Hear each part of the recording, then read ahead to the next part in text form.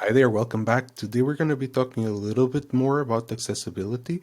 We're going to focus a little bit on color accessibility in the next few videos, but I'm going to, in this one, focus on color blindness, which just means that you cannot see one color or more than one color, which is a bit more uncommon. But the main types of color blindness are called deuteranopia.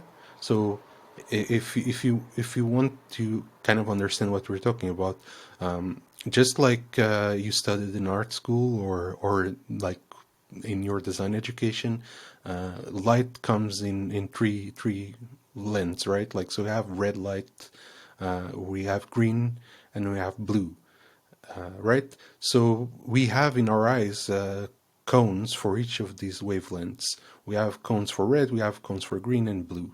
What happens with some people is that they're born without those cones, without one type of cone, and some people without more than one type of cone. So we have the main ones, deuteranopia. It's 1 out of 12 men and 0.01% of women. This, of course, in like a population of the world means a lot of people, like millions of people that have this problem. I actually have a friend of mine that was colorblind, and he used to say like, "Oh, I cannot tell the difference between this and this because I'm colorblind," and so that's uh, one of the first times that I came in contact with someone that actually had the issue. Some people might actually not even realize that they have the problem unless they do like a color blindness test. We have here the deuteranopia, which is the lack of the green cone, and then we have protanopia, which is the lack of the red cone, 1.01%. And interestingly enough, more women are have this type of color blindness. And then lastly, we have the tritanopia.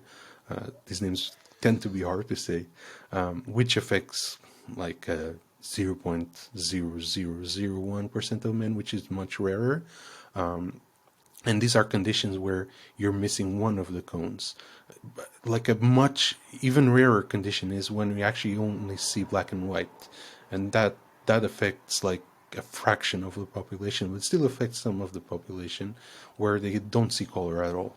They only see black and white. Let me give you an example on not only what this looks like, but how you can test your designs for it. So let's start the plugin colorblind. There's another one that has this pink background.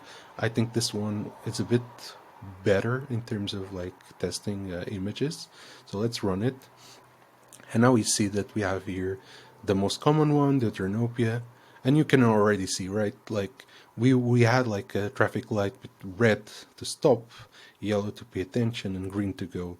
Part of the population that is colorblind, if the traffic light only has color to indicate status, doesn't really know what the status is, right? Like it's like you could guess that red is on top and the one on top means stop, but it's a lot of effort to get this information that's actually critical, right? You don't want to get into an accident. You don't want to go when it's time to stop. So that's the reason why you shouldn't rely on color alone to give system status, to give status in your UIs. Don't rely on color alone, because that will make it not accessible. Then let's just check Protanopia. You can see that there's a little bit more of like a shade difference and like a lightness difference between the colors, but you still cannot distinguish which one is red and which one is green, which one is yellow. So this is why traffic lights normally have some kind of other type of information to convey what they mean. So we would have like a stop hand, or we would have like a walk icon when you're on a sidewalk, looking for like the time to pass the zebra, or you could even have like just like you have in the States a lot of times, which is just green with walk and then red with stop. And then I guess people just know that the middle one is just pay attention, be careful, don't start now crossing, or don't start the car like at this point. And so yeah, it's important to have like different indications, different ways to convey information other than color. You can see here like the example of like an input with the validation, and you can see here that there's the usage of the icon to signify what type of error it is. So here you have like a triangle, which is attention, and then you have like the circle that normally is like forbidden. I would say that maybe this could be even clearer, like if it was an X or some other type of icon. So try to find like something that's like clearly visible, and then use the message also to convey that status. A really good resource to understand these topics about color is the colorandcontrast.com website. This is a great website. It has information about a lot of color related topics and some accessibility ones. So you can see here like light sensitivity, color vision deficiency, which is color blindness. But for instance, you have other visual impairments like myopia. This is what I have. Actually have myopia with astigmatism.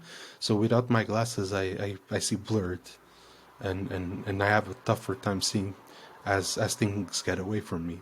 So imagine that I was using the web without my glasses, then this is where accessibility would, even for someone that doesn't have like a permanent impairment, be super relevant, right? Like, oh, I would still be able to use an interface if I was to break my glasses and I couldn't wear them. And interestingly enough, you have here like a color blindness test. But I kind of recommend, I'm adding like a link to this on the description. So I kind of recommend that you come and actually read the entire resource if you want to learn about color and accessibility. And then one last tip, which is like when it's critical that someone that has color blindness understands what the color is, or this is not super well known, but this is like a system that was invented in Portugal. So this would be a system that's great for if you want the people to understand what the color is. Like for instance, in Portugal, we have like the flags at beaches to let you know if you can go and swim, if you should, or if you should stay away from the water. And so they're understandably red, yellow, and green. So a lot of the flags have started to use this color system, this basically symbol for letting people understand what the color is. So now you'd see like the red flag with the symbol, and then you wouldn't confuse it with a green flag, right? This is like critical information. This is life-threatening. So it's good that you have like another way to indicate that status to all users. And that's pretty much what I can say, like in a quick way, about color blindness. I hope you liked this introduction. If you did, let me know. What other things did I forget to talk about in this video? Maybe I can complement it later with another one.